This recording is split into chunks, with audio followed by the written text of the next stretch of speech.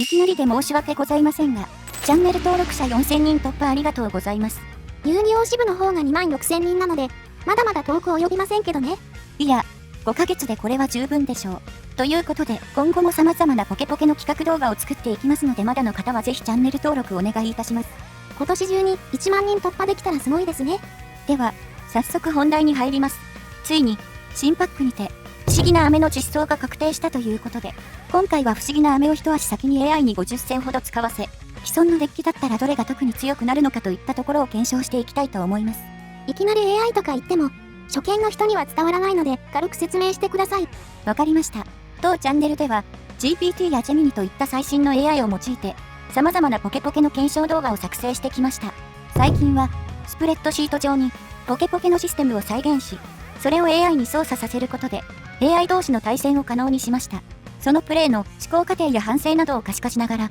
どんなデッキが出来上がっていくのかを確認したりしていたのですが、このシステムがあれば、まだ、ポケポケに、未知思想のカードも AI に使わせることができてしまうんですよね。やってることは、紙のポケカに近くて、AI がカードテキストを読み解いて、カードを引くなどのコマンドを使用するイメージですし、新規カードのテキストさえ分かれば、これができちゃうってことですね。そういうことです。なので、プロンプトに、不思議な飴を使用することを推奨させた上で、50回ほど、対戦とデッキ調整を繰り返させてみましょうか。ところで50戦以上はやらせないんですか？ちょっとそれが現状難しいんです。今回から、さらにシステムが改良されており、それに加えて、モノコーラ .com というドメインを取得しました。はい。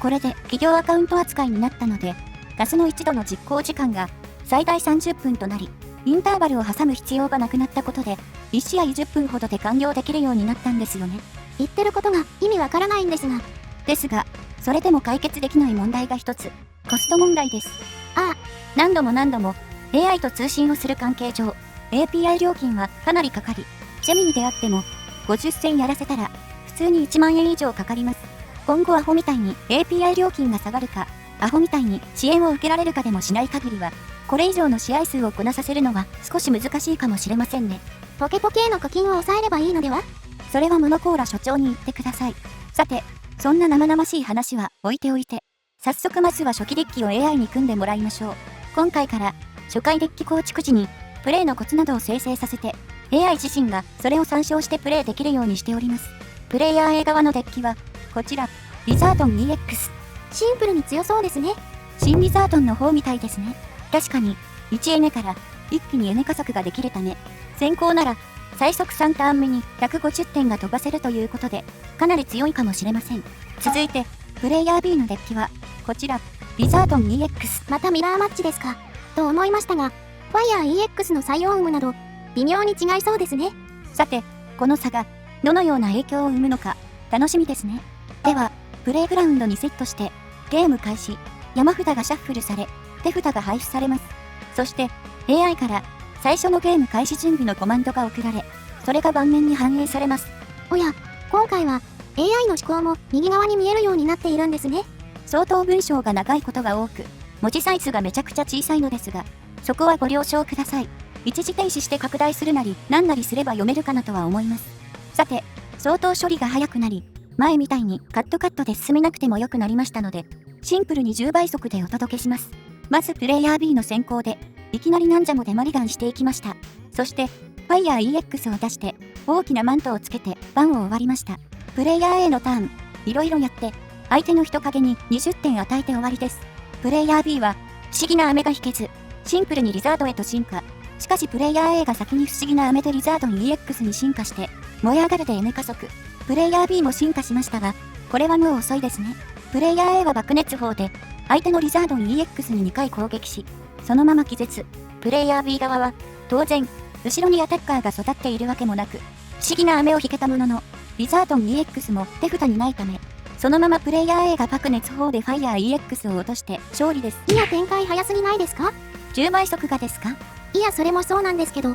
思議な飴でリザードン出てきてポイント取るまでの流れがあまりにも早くて、しかもこれ最速展開じゃないですもんね。1ターン遅れてこれですね。というわけで41戦だけやらせてきました。飛ばしすぎです。で、50戦じゃないんですか？右側の丸×を見てほしいんですが、これは少しでも前のデッキからレシピが変わっていたら丸になるのですが、今回は早々にプレイヤー A がデッキを固定してしまい、プレイヤー B もそれに呼応するようにレシピを変えない状態になり、膠着状態となりました。結果これ以上続けても意味はないと考え、ここで検証を終了した形ですね。運負けかプレミか構築の問題かを判断して、デッキチェンジを考えろと指示したのですが、想像以上にそれが強く効きすぎてしまい、悪いのは自分の構築ではなく運とプレイングの問題だと、まるで人間かのようなことを言い始めてしまったんですよね。塩梅が難しいところですね。さて、その構築ですが、まずは勝率が高かったプレイヤー A から見ていきましょう。プレイヤー A がずっと使っていた構築は、こちら、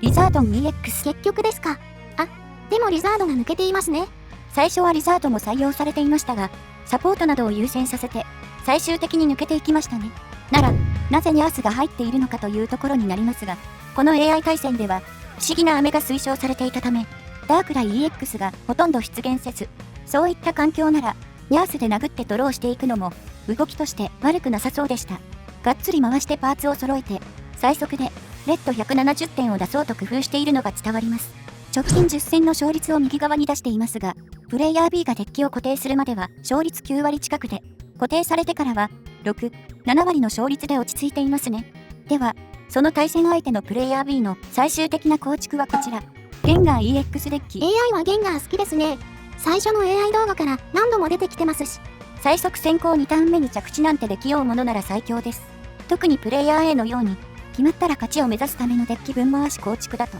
なんじゃもや博士の研究が使えないだけでかなりきついです。実際、こんな感じで、めちゃくちゃ、博士の研究が腐って苦労しているシーンもちょくちょく見受けられました。リザードン側めっちゃ苦しそうで草。では、最後に、二重推論システムで総括させてみましょう。今回は、A 目線の総括ではなく、A と B、双方の目線からの分析となるため、完全に第三者目線であると言えるかなと思います。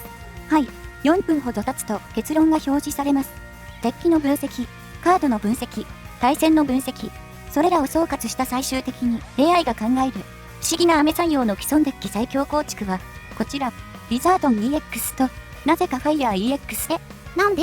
最終的に、勝率をめちゃくちゃ出していた構築ではなく、スピーダーとファイヤーが入ってきた構築となっています。どうやら、2体目のリザードン EX を育てるのに、良い場面があったとのことで、成功体験で頭がバグった A よりも、冷静に物を見れたのか、ニャースいらなくね、という結論になったようです。でも、これ結局体験が基づいていないので、ちょっと微妙に感じますね。それも、こちらが、ある程度 A 側に立って物を見ていたからでしょう。正直、これは if 環境の話なのでわかりません。実際には、それガレオなどが実装されますしね。それガレオは、特性により、自らベンチからしゃしゃり出ることが可能となっており、初手に引けていなくても、ベンチで、不思議な飴で育てて、爆速で前に出てきて、2エネ120点を飛ばすことが可能になっています。HP が180あるのも強いですね。まあそういった、まだ何が実装されるのかわからない新環境ですが、少なくとも、今回 AI が最強だと言い張った新リザードン EX も、ある程度は強いと言えるでしょう。今回、2人の AI が共通して取り払った1進化のリザード、ゴーストですが、果たして、実際には中間進化は採用されるんでしょうかね？ガン積みか、ピンユリしか、不採用か、個人的には AI の結論と同じように、他のサポートを優先させる結果になるんじゃないかな、と思っています。ポケポケの20枚構築だったら、なおさらですね。ただ、グッズはサーチができないので、そこの差が、どう影響が出るかといったところでしょうか。さて、今回の動画は、新パック実装前のコンパクト版ということで、ここまでとしようかなと思います。コンパクト版とはいえ、費用は変わってないですけどね。もしよければ、チャンネル登録と高評価、そして、最新情報がチェックできるモノコーラの X のフォローもお願いします。最後までご視聴、ありがとうございました。